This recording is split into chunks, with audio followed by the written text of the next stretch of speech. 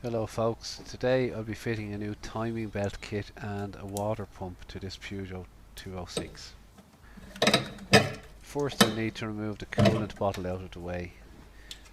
When I lift it up there's a hose on the bottom that needs to be disconnected. This is the hose and that metal clip at the top needs to be taken off, and then the bottle pulled away from the hose so that we can drain the coolant. The ECU needs to be moved out of the way and it's held on by a single tamper-proof nut. Here's the nut, and I'll be replacing that with a normal 10mm nut later on.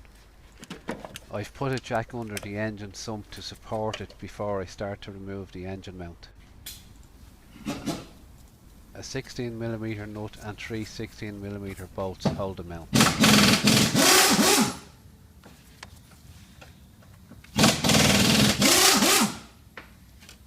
This 16mm bolt also has to come out. And also this 13mm nut.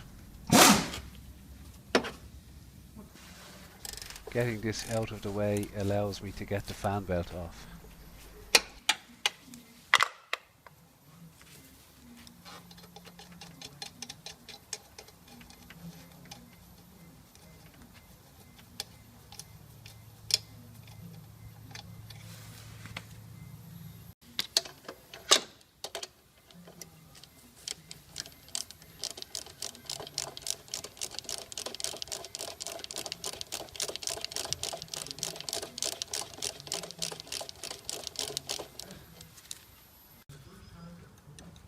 This 13mm bolt just needs to be loosened a little bit. It doesn't need to be removed.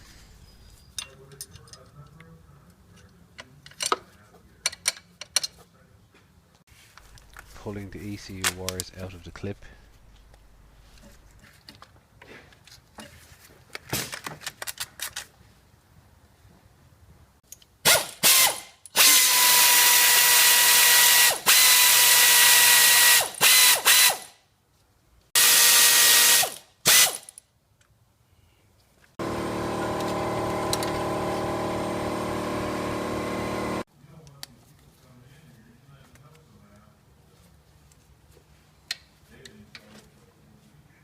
With the engine mount out of the way, we have easy access to the timing belt covers. The fan belt tensioner is locked with a number 50 Torx bolt.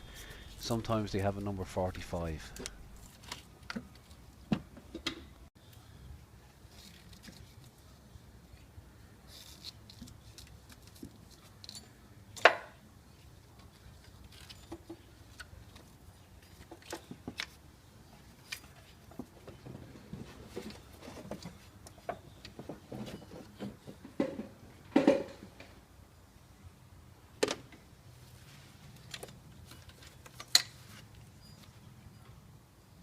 The timing belt cover is in two parts. The top one is held by two number 10mm bolts.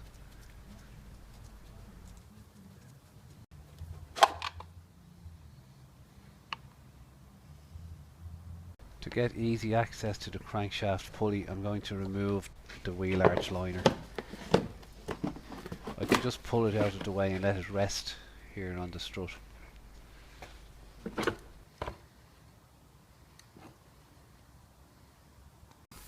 Three 13mm bolts.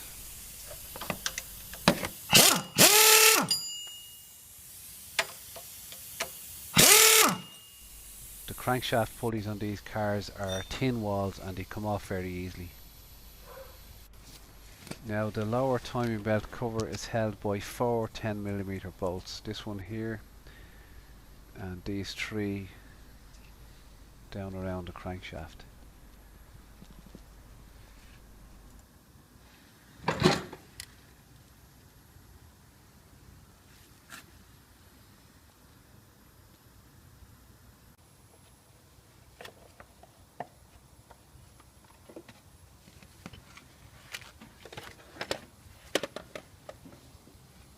The water pump is the one with the teat, and the timing belt tensioner is the one just above it.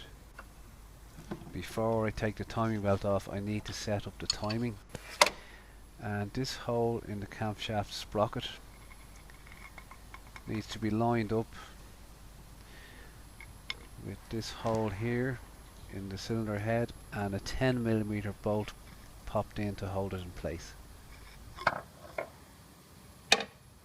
Now the crankshaft can also be locked with a bolt, but it's very awkward to get to, and I tend to just lock the top one, lock the camshaft sprocket, and then mark the timing at the bottom end like I've done here. You can see I've marked the actual crankshaft sprocket and the engine casing, so that when I take the belt off I won't lose the timing. I'm going to loosen the timing belt tensioner, and that's a 13mm nut. The tensioner will be replaced as part of the timing belt kit, so I will remove this later on.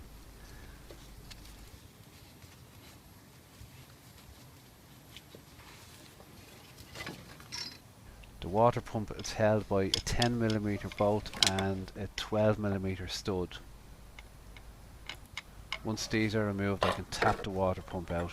Now they usually need a tap because it'll be stuck in place after so many years. This pump was fairly well worn out, had a lot of play and was leaking coolant.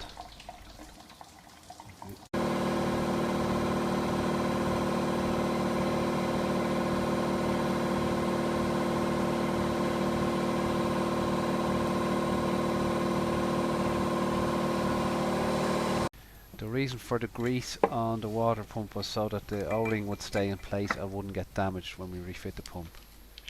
Now this is the timing belt tensioner, and I'm just showing you how it works, the way it's swiveled on the bolt, and I'll be using an 8mm drive, square drive, to tension it when I put the new belt in.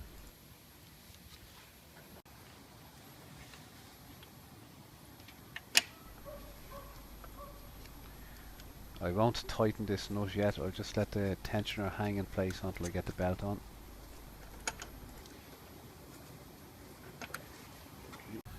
Now I'm just checking the lower timing marks are still lined up before I put the new timing belt on.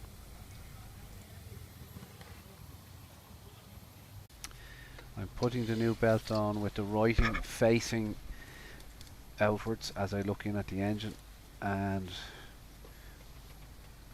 what you generally do with these is you make sure that all the slack, or as much slack as possible, is on the tensioner side. So you can see me just shoving or feeding as much of the belt as possible around to the tensioner.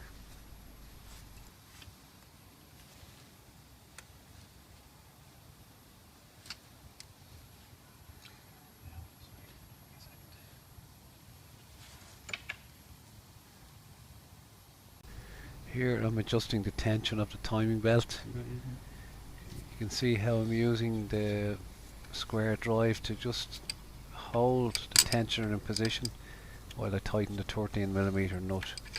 It's important not to over tighten the belt. Some previous experience of timing belt fitting does help. Here I'm just checking the tension of the belt and also checking the timing marks haven't moved before I start to rotate the engine.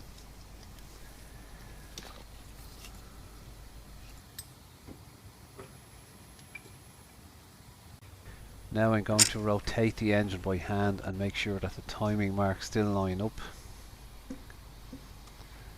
And once I'm satisfied that they do, I can start putting the covers back on. Lower cover first.